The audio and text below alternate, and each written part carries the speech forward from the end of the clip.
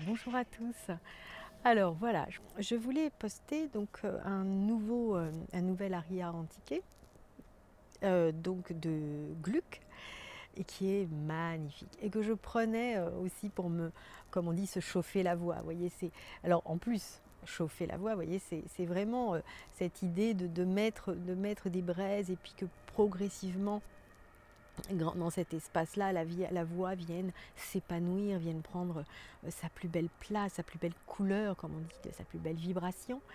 Et donc avec ce chant qui est tout juste un régal pour la voix, qui s'appelle en plus O del mio dolce ardor. Alors évidemment, je ne prononce pas forcément super bien, mais enfin bon quand même, j'ai un petit peu appris à chanter l'italien, qui est, comme je vous l'avais dit, la voix royale, j'allais dire, mais enfin voilà, la langue extraordinaire pour le chant. Et justement, là, je voulais partager avec vous de plus en plus aussi autant des choses qui sont d'ordre spirituel que de corrélation avec les astuces du chant, les astuces de cette technique entre guillemets de chant et de respiration, parce que tout ça, évidemment, ça s'alimente l'un l'autre et c'est une conjugaison pour aller plus loin sur le chemin de l'éveil et de la présence à soi. Voilà. Et donc, o del mio dolce ardor, donc ma douce ardeur. Donc, on a encore sur cette idée de l'ardeur, qui peut être une ardeur amoureuse, bien sûr, et qui peut être une ardeur d'un amour qui est une vibration que l'on ressent et qu'on sait être présente en nous-mêmes et dans le secret de notre cœur, et puis en même temps qui vient progressivement s'enfler, s'étoffer pour rayonner autour de nous. Et donc dans ces paroles qui, encore une fois, peuvent être prises dans le sens d'un amour, donc par exemple un amour évidemment sacré comme celui des flammes jumelles, qui est, je dirais, comme je vous l'ai dit l'autre jour, le modèle d'amour dans le sens de ce qui est vécu, qui correspond le mieux à l'exigence, parce que c'est quand même une exigence de parcours, à la fois sur un chemin d'éveil et en même temps de connaissance de soi, bien entendu, l'un n'allant pas sans l'autre, bien sûr, et bien sûr à travers cet amour qui progressivement vient s'épurer de toutes les choses qui ne sont pas amour inconditionnel, bon, en tout cas amour hors conditionnement, amour qui ne cherche pas à posséder, à s'approprier, ni même à combler bien sûr les manques de tout un chacun. Et puis ensuite, nous avons quand même toute une danse dans les mots qui nous fait aller au-delà de cette limitation pour, encore une fois, comme la dernière fois avec Marcello, confondre et bien montrer, bien pointer qu'il y a dans ce parcours la fusion, tout simplement, et le télescopage entre cet amour terrestre et incarné et le tout amour que l'on reconnaît en nous, auquel on apprend à se connecter et comment dire, à entrer en vibration harmonieuse, à être en accord avec cela. Et cela se fait au travers de la respiration, comme là c'est dit d'une manière très poétique. Donc l'air que tu respires, enfin je respire. Alors j'avais lu un très beau livre, là je vous en ai parlé déjà de Jean-Yves Leloup, qui parle de la méditation, de la prière, hein, les deux. Et donc il montre toutes les étapes que son maître lui a fait traverser pour s'approcher au mieux par la prière méditative de cet état de réceptivité, de cet état d'abandon, de cet état de dépasser ses limites. Et et cela passe par une discipline. Et à un moment, il parle de cette respiration qui est très importante euh, à expérimenter, parce que tout se joue, bien sûr, comme nous expérimentons les choses dans la matière, hein, c'est notre lot, on va dire. Voilà, c'est notre chemin d'évolution sur Terre. Eh bien, donc rien ne reste comme ça dans l'absolu.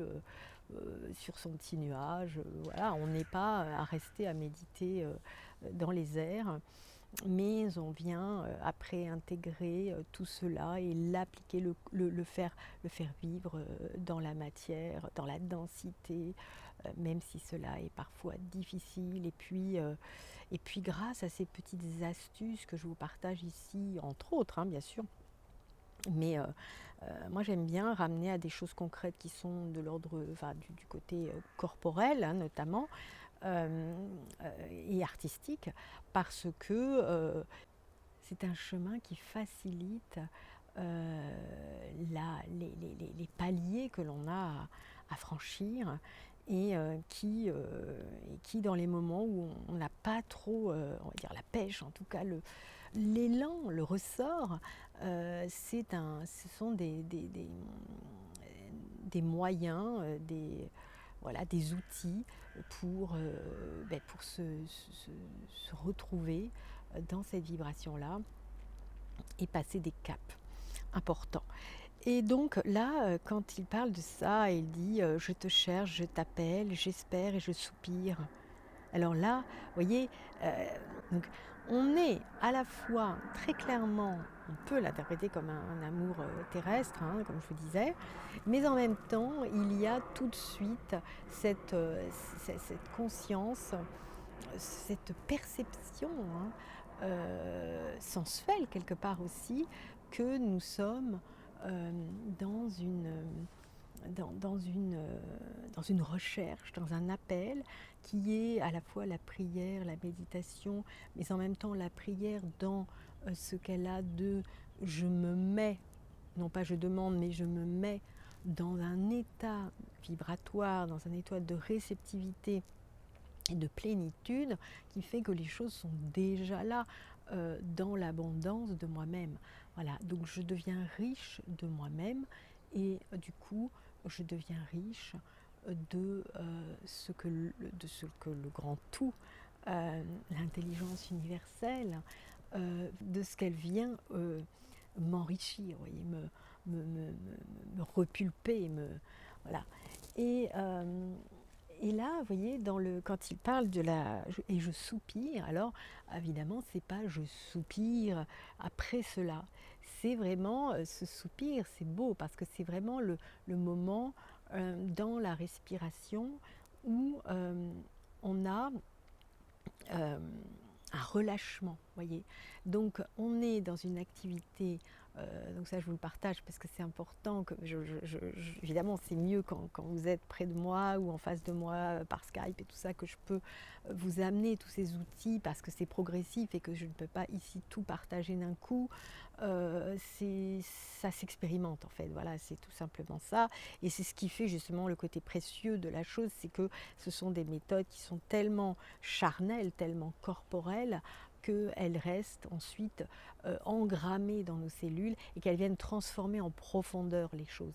Vous voyez, c'est pas juste, comme je l'avais dit déjà, j'avais partagé, hein, moi j'ai fait une psychothérapie, bon tout ça, toutes ces techniques-là qui peuvent rester dans le mental, et là ici ce qu'on cherche c'est d'aller au-delà et de court-circuiter au contraire le mental qui peut être là comme un saboteur qui vient tout, voilà, qui vient envenimer, enrayer le bon déroulement, la bonne dynamique, le process.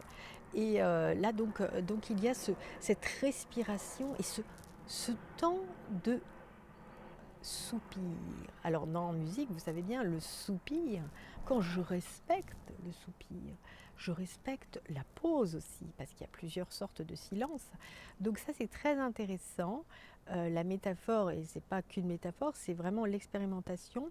Quand on joue cette musique, quand on la chante, on ne le respecte pas seulement. Alors au début, quand on n'est pas forcément très bon musicien ou quand on est débutant, on va avoir, bon, là il faut attendre, mais voilà, on attend, on n'est pas dans la... Vous voyez, comme je vous dis, c'est pas devenu naturel, on attend, on dit voilà, là, il y a 2 temps, on attend 2 temps, et on n'écoute pas le reste, vous voyez. Donc c'est un apprentissage pour que je sens quand je dois entrer à nouveau avec ma voix en corrélation avec les autres instruments. Voyez, donc j'apprends par la musique, par le chant, à me mettre dans une profonde écoute de tout, du tout qui est moi et autour de moi, du tout vivant dont je fais partie et qui me nourrit, me remplit. Voyez, et du coup, si vous voulez, tout vient s'harmoniser et s'imbriquer parfaitement. Et tout est parfaitement orchestré parce qu'on a respecté les silences, mais non pas dans un côté de restriction, mais dans une dynamique de je comprends, je laisse venir, j'écoute quand le bon moment est là et je le ressens. Et je le ressens.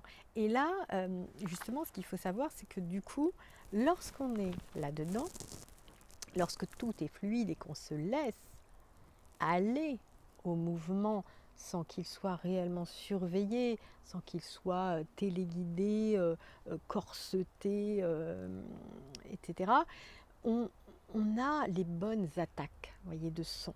Et ça, c'est très important. Je vous en parlais, je vous en ai pas encore parlé, mais sur les voyelles notamment, la voix. J'en ai parlé l'autre jour quand je faisais la diffusion sur le A, le Aleph, avec la Amazing Grace, la vidéo là-dessus, sur l'abondance. Donc sur certaines voyelles, comme le A, justement, qui est dans l'ouverture, qui est dans l'accueil, justement, avec un A, la générosité, abondance, eh bien, il y a ce A qui est ouvert. Et il n'est pas si facile à avoir, comment dire, à apprivoiser, encore un A, pour être sans forçage, pour être dans cette ouverture, mais en même temps avec la connexion qui fait que il est plein et il est là tout de suite présent. Voyez, donc une ouverture avec la fermeture des cordes. Donc c'est une fermeture qui est juste ce qu'il faut pour avoir la densité du son, l'intensité, la justesse, le centrage, mais tout en ayant l'ouverture, parce que tout est fluide et parce que je ne force rien. Voyez. Donc pour vous, c'était vraiment un moment, enfin quelque chose d'important que je voulais partager avec vous aujourd'hui. Voilà. Mais en tout cas, c'est la clé aussi pour le chant dans un espace de liberté, bien sûr, c'est une métaphore. Et puis les chants, le chant de l'âme, notre chant propre, chacun a le sien et bien sûr toujours en évolution. Ce sont des chants qui nous portent tout autant que nous les portons dans le secret de nos cœurs, dans le secret de nos êtres. Voilà, donc je vous laisse écouter ce magnifique air de Gluck de la Renaissance, toujours bien sûr, du XVIIIe siècle. Voilà, allez, je vous dis à très vite. Merci beaucoup, à bientôt.